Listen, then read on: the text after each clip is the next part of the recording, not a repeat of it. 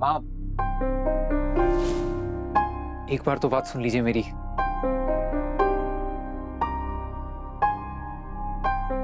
माँ प्लीज एक बार बात सुन लीजिए। बेटा तुम्हारा बात तो सुन रहे हैं, लेकिन तुम्हारे पापा की बात कौन सुनेगा? हाँ?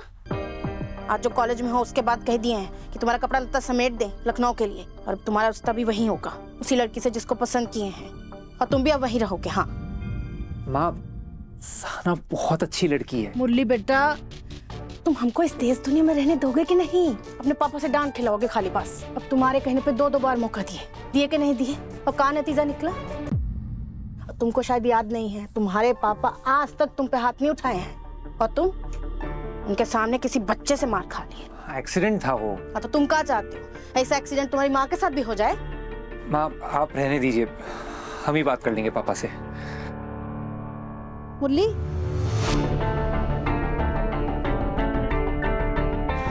बेटा ये कैसी बातें कर रहे हो? हाँ? कौशल्या, अरे हाँ।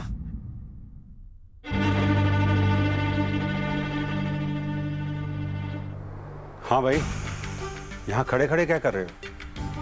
सब तैयारियां हो गई ना?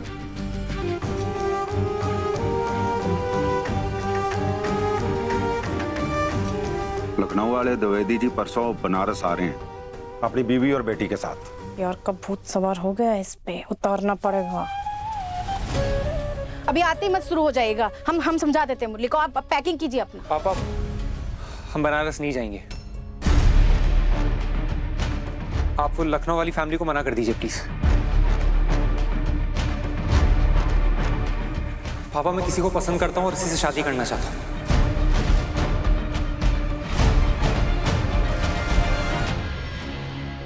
पापा कितनी देर से आपको कह रहा हूँ कि मुझे सहाना पसंद है, आप मेरी बात सुन क्यों नहीं रहे हैं? पापा आप सुन क्यों नहीं रहे हैं मेरी बात? क्योंकि हमको ये शब्द सुनाई नहीं देते, बहरे हो जाते हैं हम जैसे ही ये शब्द प्यार मोहब्बत इश्क हमारे कान में पड़ते हैं। और तुम्हारा दिमाग फिर गया क्या? ऐसे कोई ऐरी गैरी लड़की मुंह उठाकर आएगी और हमारे घर की बहू बन जाएगी? पापा सहाना ऐरी गैरी नहीं है, बहुत अच्छे परिवार से आती है, माँ का खुद का बिजनेस है, बहन ने फर्स्ट अटेम्प्ट में यूपीएससी प्रीलिम्स क्लियर किया है और छोटी वाली ने कॉलेज टॉप किया है। आप एक बार मिल तो लीजिए, फिर डिसीजन लीजिएगा ना। मुरली इधर आओ, तुम इधर आओ। ये जो तुम इतना देर इनको सुना रहे हो ना, बाद में 4 गुना करके हमको सुनना पड़ेगा, और तुम दोनों बाप बेटा के बीच में हमको पिसना पड़ रहा है। एक बार लखनऊ चले गए, फिर जाके देख लेंगे, ठीक है? चलो चलो। आपको हमारी कसम है।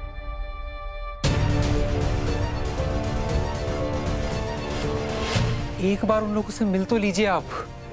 हम आपसे ये थोड़ी कह रहे हैं कि रिश्ता कर लीजिए, सिर्फ मिलने के लिए तो कह रहे हैं। उनसे मिलने के बाद भी अगर आप दोनों की सोच ना बदल जाए तो हम खुद अपना बैग पैक करके आप दोनों के साथ लखनऊ चलेंगे।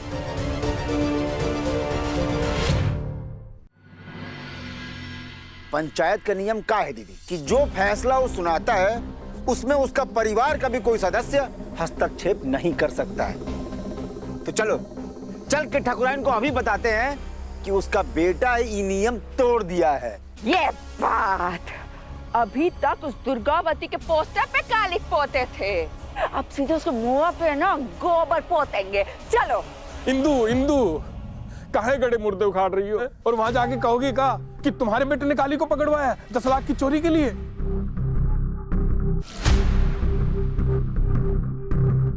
बात तो तुम सही बोल रहे हो गलती से। हे जी, हाँ जी।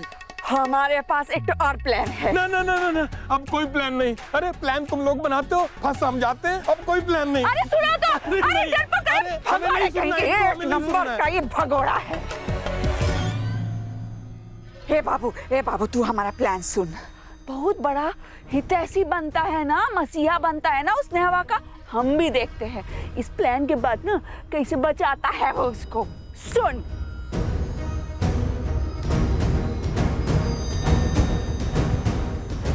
इंदु रानी नाम है हमारा। वाह दीदी, हम लोग भी तो ये चाहते थे ना कि एक तीर से 2 नहीं 3, 4, 5, 6 निशाना लगे, इसी में इसने हाथी दो ठाकुराइन सब लपेट जाए और हमारी होने वाली धर्मपत्नी सहाना जी का रास्ता एकदम जीवन भर के लिए साफ हो जाए।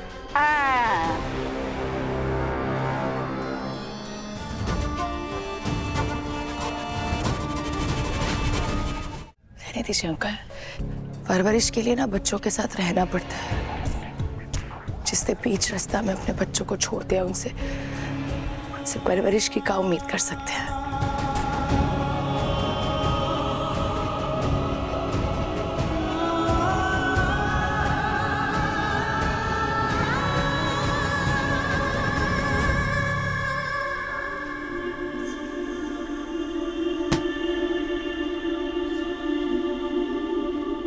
बच गई हमारी टांग आज।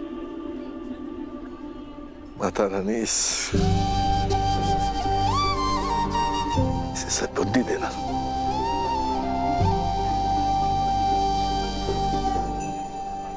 शुक्रिया अंकल मदद करने के लिए। ठीक है। अंकल आप बनारस में नए आए का? पहले कभी देखे नहीं हम आप। मैं जबलपुर से हूँ, श्रीनिवास नाम है मेरा। नमस्ते। हाँ नमस्ते। और यहाँ पर एक मेरा दोस्त है बनवारी लाल, उससे मिलने आया हूँ। बनवारी अंकल से मिलना आपको, जो इलेक्ट्रिसिटी डिपार्टमेंट में है?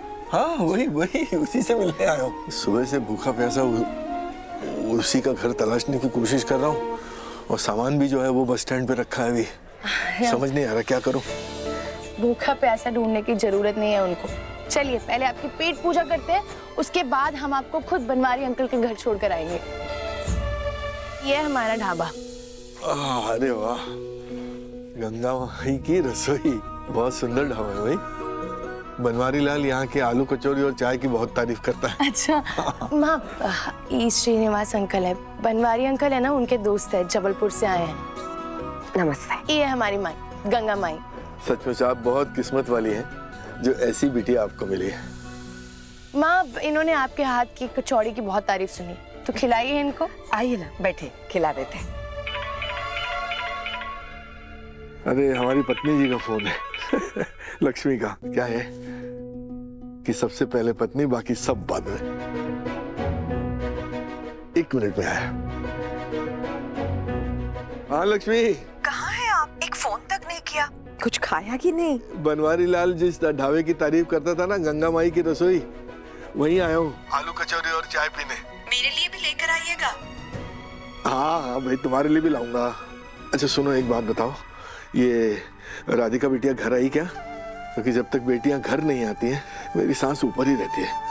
हाँ, आज तक ना आपने हमें एक पिता की कमी महसूस नहीं होने दी, लेकिन अंकल को देखकर ना बहुत सुकून मिल रहा है। अगर सब पिताजी ऐसे होते हैं तो पिता को होना गलत नहीं है। ठीक है, अभी लगता हूँ। हाँ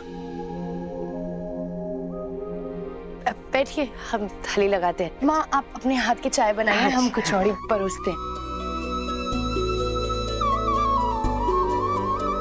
अंकल ये लीजिए। हाँ